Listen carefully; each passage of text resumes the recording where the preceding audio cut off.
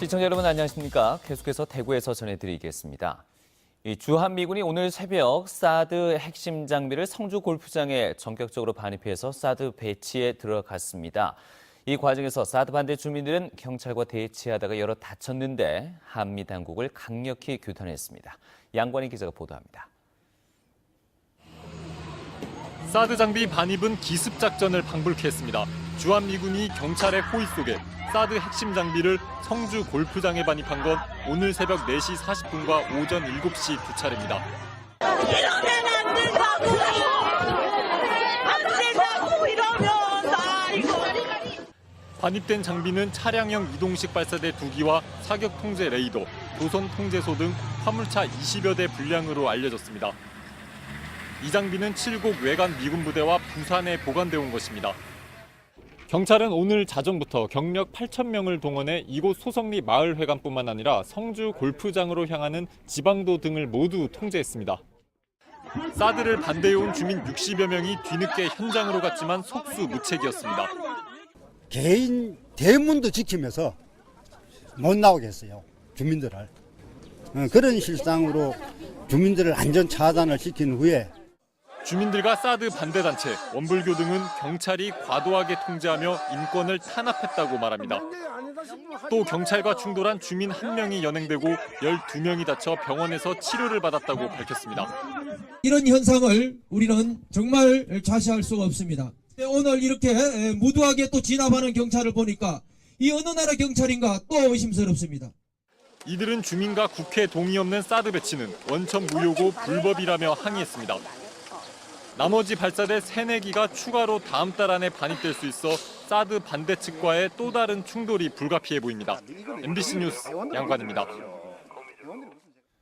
한편 주한미군의 사드 핵심 장비 반입과 관련해서 문재인 더불어민주당 대선 후보 측은 이동 배치를 중단하고 차기 정부에서 최종 결정되도록 하는 것이 바람직하다고 밝혔고, 심상정 정의당 대선 후보는 일방적 사드 배치는 인정할 수 없고 원천 무효라고 말했습니다.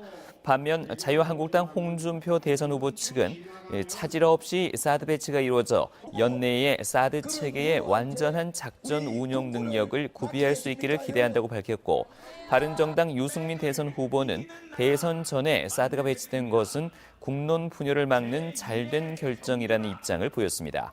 안철수 국민의당 대선 후보 측은 사드 배치는 국내법 절차를 준수하고 일정대로 진행돼야 한다며 환경영향평가 전에 기습 배치를 강행한 국방부에 유감을 표한다고 말했습니다.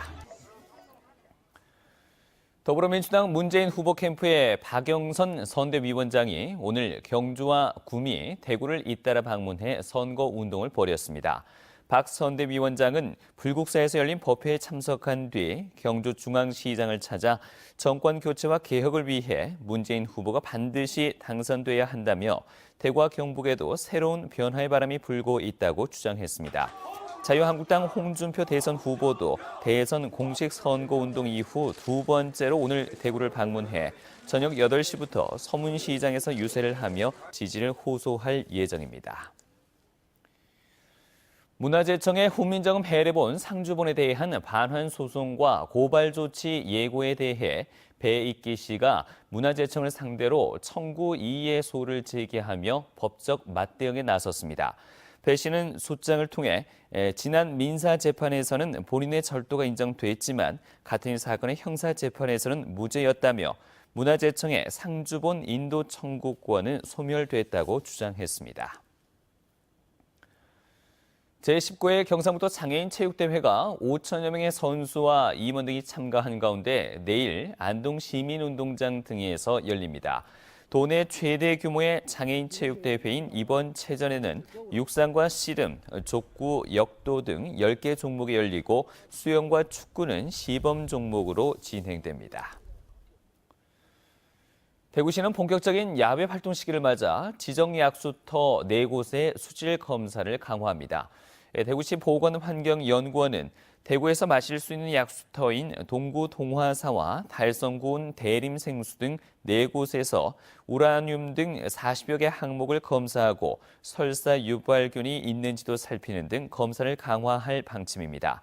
10년 전 대구에는 32곳의 약수터가 있었는데 수질 검사 결과 안전성이 우려되는 28곳은 폐쇄됐습니다. 한국은행 대경본부에 따르면 이달 대구 경북 소비자 심리 지수는 92.7로 지난달보다 5.6포인트 올랐지만 여전히 기준치 100을 밑돌고 있습니다.